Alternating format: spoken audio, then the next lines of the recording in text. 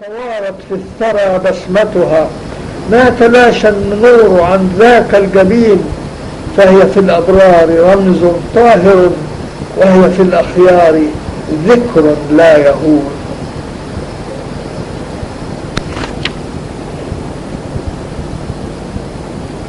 ألف مصري أسير كتبت سنة 1995 ونشرت بجريدة الأهرام في 1/12/95.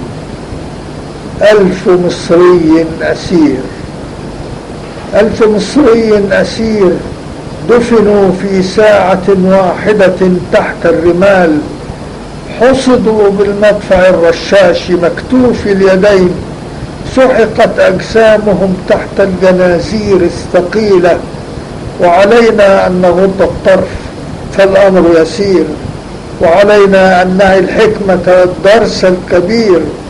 ليس في القصة غدر أو حقارة، إنما الأمر ذكاء ومهارة وتقاليد حضارة.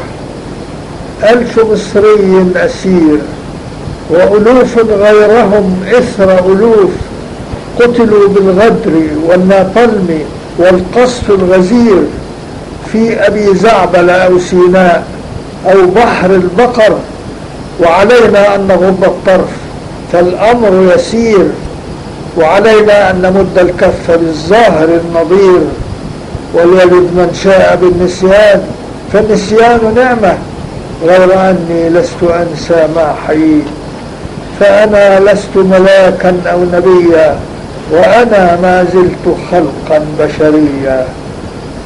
كل جرم لم يقابله العقاب فهو جرح غائر ينزف بالحقد الدفين، والدم المسفوح ظلما لم يزل جاريا فوق الثرى رغم السنين.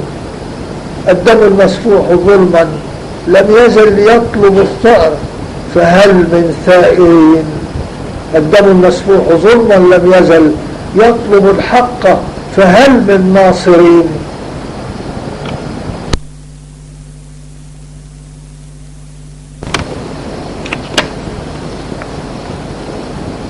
عن البسمة معزوفة النار والجراح كتبت سنة 1900.